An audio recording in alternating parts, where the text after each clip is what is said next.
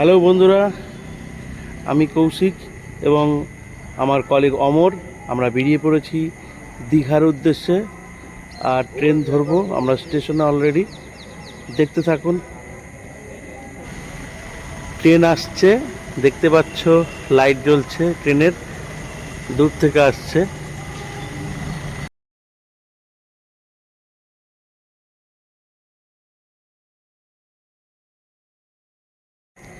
এবার ট্রেনে উঠে পড়লাম, আর দেখা হচ্ছে কলকাতায় গিয়ে। পৌঁছে গেছি কলকাতা স্টেশন। আর কলকাতা স্টেশন থেকে নেমে তোমাদের পরের অংশটা আবার বলছে। এই যে কলকাতা স্টেশনের বাইরের আউটলুক, এবং আমরা এখান থেকেই বেরিয়ে পড়ব প্রাইভেট গাড়ির দিকে, এবং সেখান থেকেই আমরা সকলেই উঠে পড়েছি প্রাইভেট গাড়িতে আমাদের কলিগদের সঙ্গে। আমরাও এবার আমরা চলেছি দীঘার পথে। এই যে রাস্তায় আমরা যাচ্ছি হুগলি সেতুর পাশ দিয়ে।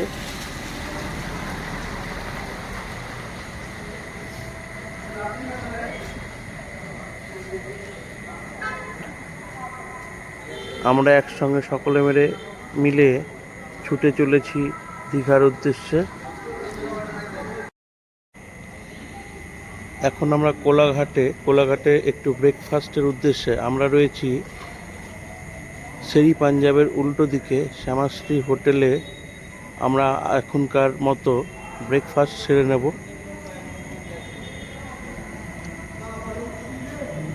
তাই রেস্টুরেন্টে গিয়ে ব্রেকফাস্ট করতে করতে দেখা হচ্ছে। আমি অমর বসে পড়েছি খাওয়ার টেবিলে। আমি নিয়েছি আলুর পরোটা, তরকারি এবং আচার। অমরেরও টিফিন চলে আসছে। এরপর খেতে খেতে আমাদের খাওয়া শেষ প্রায়। এই অবশিষ্ট তোমাদের সঙ্গে শেয়ার করলাম।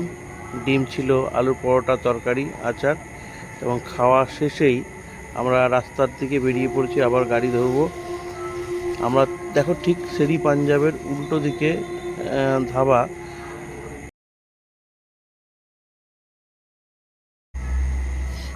পৌঁছে গেছি আমরা আমাদের ডেস্টিনেশন ওনল্যান্ড হোটেল অ্যান্ড রিসোর্ট। এটি আমাদের রুম। আমরা শেয়ার করে নিচ্ছি আপনাদের সঙ্গে। এবার আমরা পৌঁছে গেছি ওল্ড দীঘার সেই সুন্দর সি বিচে। এখানে আমরা স্নানটা করে নেব এক্ষুনি। আমি এবং আমার কলিগ অমর। দেখুন সমুদ্রের সেই ঢেউ, উচ্ছ্বাস, অপূর্ব সেই দীঘার সৌন্দর্য। এবং স্নান শেষেই আমরা চলে এসেছি আমাদের হোটেলের সুইমিং পুলে। এখানে আমরা আমাদের কলিগদের সঙ্গে একটু সুন্দর টাইম কাটাবো।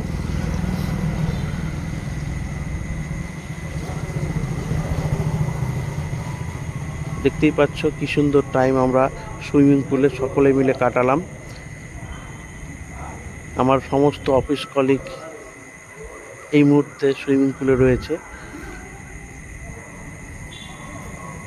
উনি আমার সিনিয়র।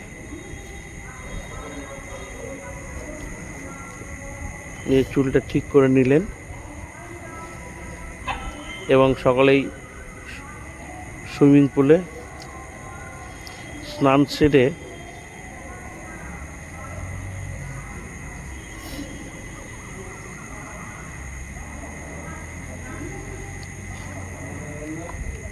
স্নানের পর সকলের খিদে পাওয়ার জন্য আমরা পৌঁছে গেলাম হোটেলের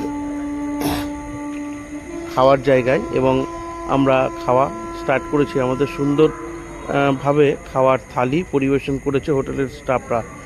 এরপর সন্ধ্যায় পৌঁছে গেলাম দীঘার জগন্নাথ ধামে, জগন্নাথ মন্দিরে। দেখতেই পাচ্ছ পিছনে জগন্নাথ মন্দিরের বাইরের সাইডটি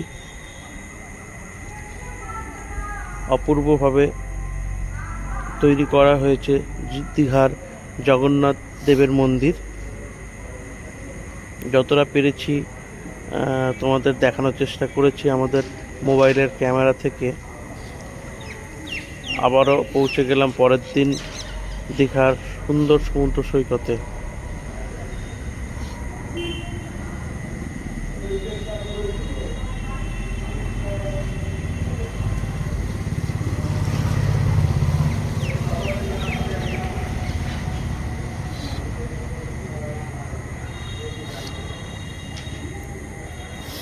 অপূর্ব সমুদ্র সৈকত এবং সমুদ্রের অপূর্ব। এবার আমরা নায়ের কালী মায়ের মন্দিরে দর্শনের জন্য চলে গেছিলাম। নায়ের কালীর মন্দির বাইরেটা আমরা যতটা পেরেছি দেখানোর চেষ্টা করেছি এই ভিডিওতে, তোমরা দেখে নাও।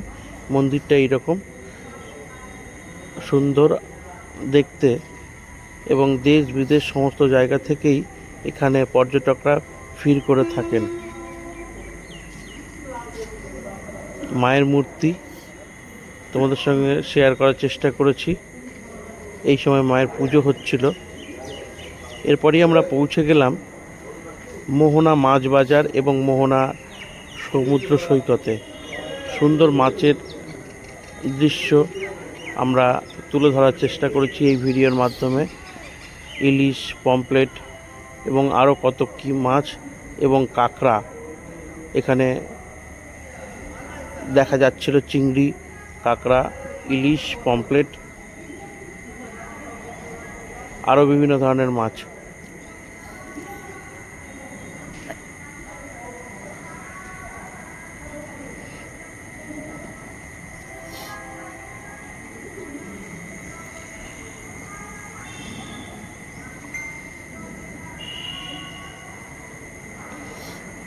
এবার আমরা চলে এসেছি শঙ্করপুর সি বিচে।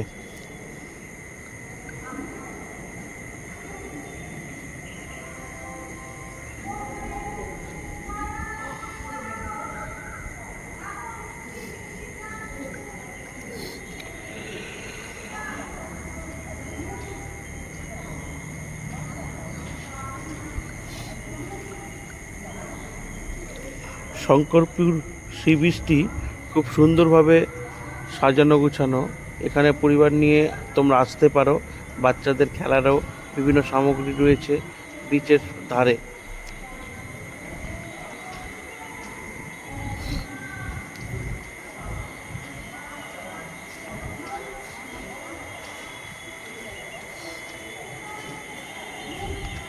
শঙ্করপুরের আউটলুকটা এইরকম দেখতে।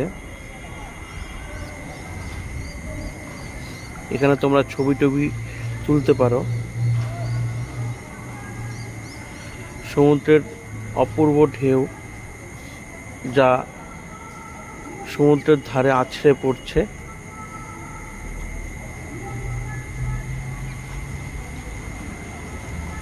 সত্যি মুগ্ধ হয়ে গেলাম দীঘার এই সমুদ্র সৈকতে এসে। আমরা ট্যুর শেষে ফেরার পথে আরণ্যক রেস্টুরেন্ট এবং ধাবায় দুপুরের আহার করতে এসেছিলাম, মানে লাঞ্চ করতে এসেছিলাম। এবং এখানেই আহার শেষ করে একটু আহারটা আমাদের দেখে নাও। আমাদের সুন্দর থালি ছিল। এটা ভেজ, এরপর চিকেনের বাটি দিয়ে যাবে।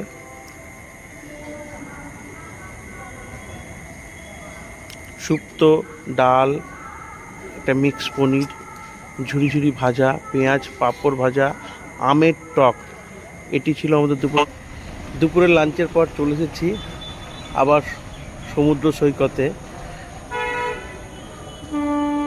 দীঘা আমাদের পশ্চিমবঙ্গের একটি অপূর্ব দর্শনীয় স্থান, যেখানে আমরা প্রকৃতির সুন্দর নিদর্শন দেখতে পাই।